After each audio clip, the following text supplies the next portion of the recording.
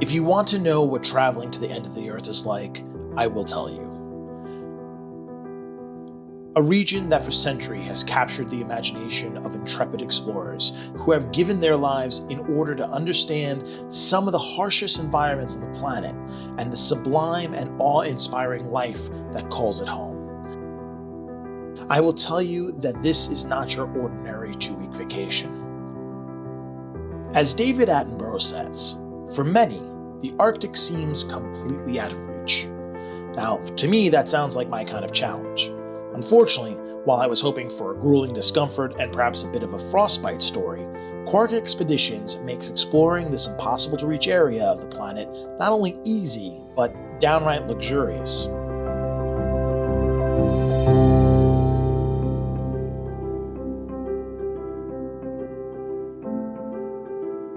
The empty regional airport sets the standard for a new first that's about to be had. I have never seen a more tranquil place that usually is a conduit for frenetic travel energy. It's eerie and mysterious and perfectly sets the tone for a trip to the very edge of the world. Our chartered Airbus lands safely at a retired Air Force Base landing strip turned international airport in Kangerlussuaq, Greenland.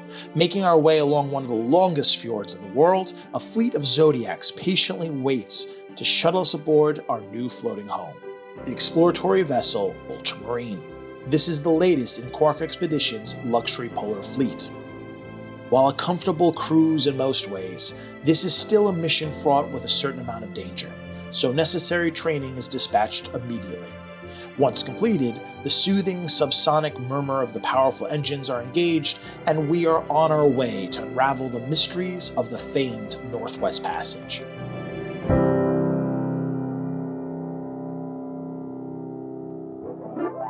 In such a harsh and unforgiving environment, nothing is more welcome than a beautifully appointed living quarter. These are not rooms, these are apartments, all beautifully furnished with opulent amenities that you would find only in the finest hotels. A library of exhausted movies on smart televisions, full coffee service, Wi-Fi internet, king beds with a thread count higher than my credit score, deep soaked tubs, rainforest showers, and even heated bathroom floors make this a ridiculously comfortable place to post up between seeing wonders of the Arctic. Paired perfectly is the white glove service of the hotel staff that, with a simple phone call, had 2 healthy tumblers of our favorite bourbon at the ready for a birthday embarkation toast. If you are able to extract yourself from the spa-like womb of your room, you will find the ship's other wonderful amenities, like the modern multimedia theater used for captivating talks, nightly recaps, and mission details. On the upper deck, you will find a full-scale gym with views that truly motivate. Aisles of treadmills, rowing machines, isometric and free weights all allow you to keep your daily routine while on top of the world. Afterwards, you can slide next door to the spa to get one of the many beauty or massage offerings available, but most difficult is perhaps choosing which chaise lounge to completely melt away into pure relaxation in. While there are lovely showers and steam baths available, the palatial sauna became my obsession. It is not possible to fully describe the experience of watching a million-ton iceberg sail by through floor-to-ceiling windows as you sweat profusely in desert-like heat. Even seeing these images now, I find it hard to believe that such a place even exists. A sunlit golden porthole into the frozen tundra where you melt away in your own personal furnace. Sublime. The allure of the spa is formidable, but it is the ship's lounge that is by far the heart of the vessel. The vistas here are unparalleled, offering an almost 360-degree view of the adventure ahead. Relax in a comfy chair or stand at the helm to let the Arctic wash over you. Either way, it is impossible not to be moved by such a dramatic and romantic seascape. There is, of course, the bar, which every seaworthy vessel should have, and this one is no less than world-class. A full bar helmed by skilled mixologists that can concoct any cocktail you desire. There is even a library in the back, stocked with a tidal wave of exploration-themed tomes to aid in the perfect seagoing mission.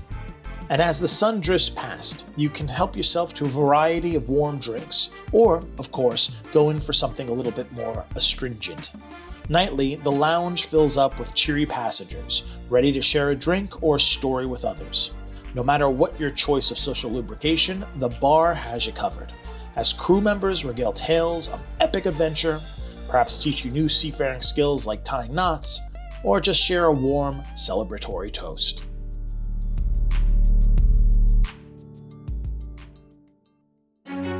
A 2-week expedition could feel a bit stagnant, especially if you find yourself eating the same thing daily. Fortunately, the main restaurant on board, the Balena, is anything but repetitious. Daily, the ship's chefs offer new, innovative selection of delights for you to feast on, while your eyes feast on some of the most extraordinary views in the world. Quality here is key, with an abundant selection that never leaves you the least bit unsatisfied. A vibrant menu of global tastes to choose from daily, right down to dessert, which I seldom had room for. Of course, there is a fine selection of wine that is as bottomless as your desires, that only helps fuel the naturally occurring communal party. Birthdays are often and well celebrated aboard ship, which can be a lovely distraction, but not so much as the slack-jaw views that will constantly have you looking up from your plate and even sometimes out of your seat, chasing the magical moments down. Quark seems like a company that likes to offer unexpected experiences that become lifelong memories. One of which is their Tundra to table dinner that you can reserve outside of the main dining room. Here, resident local chefs Mickey and Peter craft a unique dining experience using only locally sourced product from nearby Arctic villages. Besides a truly singular experience to taste these rare flavors, you are personally led by these two charismatic cooks as they explain their creations and importance in Arctic culture. Beef-cured, line-caught halibut served on glacial ice, succulent king crab and Arctic prawn cocktails swimming in a verdant tundra herb sauce, or perhaps freshly harvested reindeer tenderloin or Disco Bay deep-dive scallops served in a luscious butter and beet glaze will grace your table. It's impossible to say, as each night's menu depends on what's available locally. For dessert, a traditional taste of butter-fried Greenlandic sweetbreads served with a playful glacier ice grenade on top brings the meal full circle. Again, the Ultramarine surprises and delights effortlessly, creating indelible memories from a truly invested crew. While the ship itself is so fantastic it makes it nearly impossible to want to leave, the main draw to exploring the Arctic is getting off board, which Quark does with ease. The Zodiac team efficiently gathers the passengers and then has them on shore within minutes. Our first landing is the very northern town of Qikiqtarjuq, which is a charming rural hamlet of about 600 people. As our floating palace waits quietly in the picturesque bay, we get a chance to mingle with the locals to get a real understanding of what life is like here at the edge of the world. Utilitarian and rustic, if not rough, this is very much a working proletariat village that melds modern and ancient cultures perfectly. Signs of Arctic life are everywhere, especially with the dozens of working sled dogs that lounge around in the sun while not hard at work. Despite being one of the larger Arctic towns in the area, a hike into the wild is never far out of step. Just a short walk will bring you to one of the many local inukshuks or cairns that use to signal travelers that a town is near. Descending back into town, it's fun to wander around and watch local life play out before your eyes. If you're fortunate, some of the local elders will be in the community building and may even offer you a demonstration of some local customs, like the use of this killik, a small tabletop furnace that uses natural oils not only to heat their homes, but as an efficient surface for cooking as well. Another journey out brings us to the rather macabre and eerie destination that resembles something out of an early Ingmar Bergman film. This is Dundas Harbor, where frozen in time stands an abandoned RMPC outpost. From here, we launch an assault up the glacier mound, created millions of years ago. While the terrain is haunting, otherworldly, and seemingly desolate, there is still plenty of earthly dangers waiting, which is why our guide Wayne is equipped with a high-powered rifle. Along the way, he points out ancient settlements and grave sites that the tundra has frozen into time. Eventually, we reach the summit, which provides an amazing aerial view of this moody landscape and offers everyone a well-deserved moment of introspection. Sailing even deeper into the Northwest Passage, we find ourselves nearing the town of Kanak. To reach it, our guides navigate through towering glaciers with the precision of a surgeon, delivering us safely to the extremely picturesque shoreline. After a quick briefing, we are set free to explore this colorful and vibrant town. Stepping foot into town is truly a unique experience. Life this far north is extremely difficult, yet those that have chosen to make this their home find a raw natural beauty surrounding them that is unlike anything else. What is perhaps even more beautiful is the strength of the community here that takes this harsh environment that can often seem solemn and desolate and make it vibrant and welcoming to all that dare visit. At the center, there is a small but fantastic museum that has some real treasures, from meteorites that fell from space to ancient tools and hunting equipment that allowed communities to live in this area for thousands of years. We were even fortunate enough to meet two elders who, despite the balmy summer heat of nearly 40 degrees, donned for us their traditional sealskin clothing that keeps them warm and dry in this harsh and unforgiving region. The entire time, working animals howl and chatter through the village, and some of their newest members will even come up to you and let you give them Arctic belly rubs, something that brings a smile to even locals' faces. While you can choose to just relax on a bench to take it all in, the more athletically inclined can opt for a vigorous hike to the vantage point above town. While most employ a slow and steady locomotion over this amazingly rough, rocky terrain, others, who perhaps had too much coffee aboard ship, can run at full gait to our ultimate destination. Here, high above town, we find another cairn offering a fantastic spot for introspection or a postcard picture. In fact, no matter which direction you turn your gaze or point your lens, you are guaranteed an awe-inspiring vista that will leave you sightseeing drunk. Returning to the docks, we regroup and get a few final moments with this beautiful town. In many ways, it resembles any small town, save the fact that it's surrounded by huge icebergs and an amazingly harsh terrain, which makes this a truly special place filled with truly amazing people. As we begin our return to Greenland, we make a quick stop at Uummannaq. The sea here passionately pounds against our zodiacs as we attempt to navigate to port. With a helping hand from the landing team, we make our way ashore to explore a heritage house to see exactly how villagers lived in the past. It's a town of extremes and complicated contradictions that are forged out of the necessity that comes with such an unforgiving terrain. While the shore here can offer some amazing views and potent imagery, the highlands here are a definite draw to any explorer. Brightly pigmented mosses and lichen carpet the cold, dark rock landscape, offering a technicolor experience that's hard to wrap your mind around. As we trek in the shadow of Uummannaq Mountain, we find ourselves surrounded by an overwhelming volume of unexplored terrain that is so beautiful it can inspire some to freely express their joy in dance and movement. Somehow, no matter how far we roam, the skilled Quark team shepherds us safely back to shore to once again return to our floating castle in the sea. As we slice down the west coast of Greenland, we are greeted by many amazing colorful villages that defiantly rise out of the bleak terrain in an explosion of primary colors.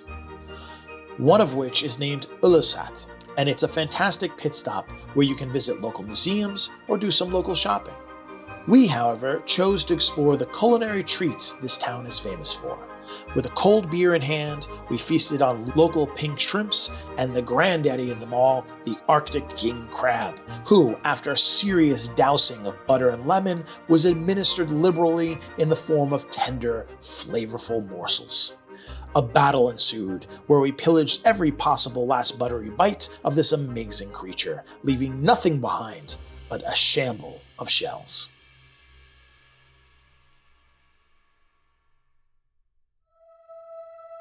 The exploratory vessel Ultramarine is without a doubt a world-class ship, But there is one asset that puts it in a class of its own: helicopters. The ship is equipped with not one, but two dual-engine Airbus H-145 Elite helicopters, which, simply put, allow you to see the Arctic in a way not possible with other ships. Once aboard, you are secured by their dedicated flight team and take off right from the upper deck of the ship. As you sail through the skies, your pilot points out some of the unique highlights and terrain that you are flying over.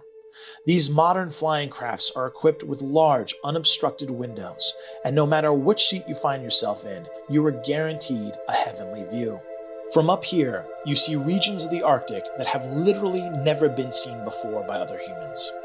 Deep glacier valleys that have been forming for millions of years, vast tundra plains where wild muskox and Arctic elk roam, graphite black snow-capped mountains that have been pushed up from the mantle to reveal their ancient origins. While this experience alone will leave you slack-jawed and thumb-sore from the amount of pictures you've taken, nothing can prepare you for the following: landing on an actual glacier. When conditions allow, these amazingly skilled pilots actually land on untread territory and let you roam free. This here happens to be the Great Greenlandic Ice Cap, which is nothing more than just the largest continuous ice sheet in all of Europe. As far as the eye can see, you are oppressed by this massive, extremely slow-moving ice flow that regularly berths epic icebergs into the Arctic Ocean, many of which just happen to be the hunting ground for the great white polar bear. This is truly a unique experience, to stand literally where no human has ever stepped before and witness one of the most breathtaking geologic events to grace the planet. None of which would at all be possible without these amazing aircrafts and the talented pilots from Quark's exploratory vessel, Ultramarine. Returning to the ship, we are lifted back into heaven to discover our floating home, hiding camouflaged among the icebergs we just watched being born. As we land, I feel as if my feet are still in the clouds, having witnessed such raw and undescribable natural, powerful beauty.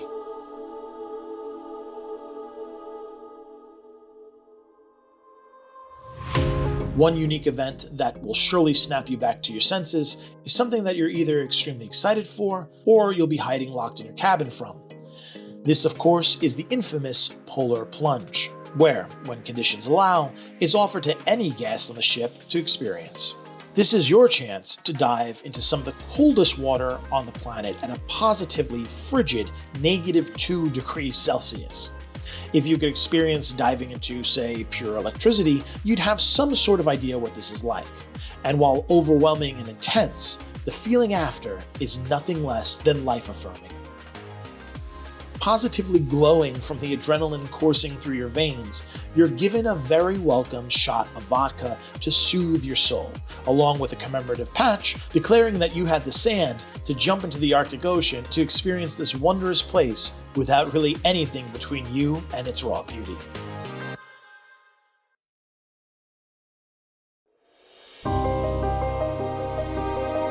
Having had the honor to experience this part of the world, I look back now and still find myself digesting some of the beautiful and awe-inspiring gifts that the Arctic has given me, especially in the context that I, nor anyone else, may never see this again. The ice here is disappearing at an accelerated rate. Without it, the wildlife and the people that call this place home will no longer be able to sustain life here. It'll be gone, just with the black frigid ocean left in its place, and only existing as a memory that no one will really believe if you told them. This is why it's an expedition like no other. No matter how far or wide you have traveled, nothing can really prepare you for these amazing exotic sights, which will take nothing less than an entire lifetime to unpack into fond, cherished memories.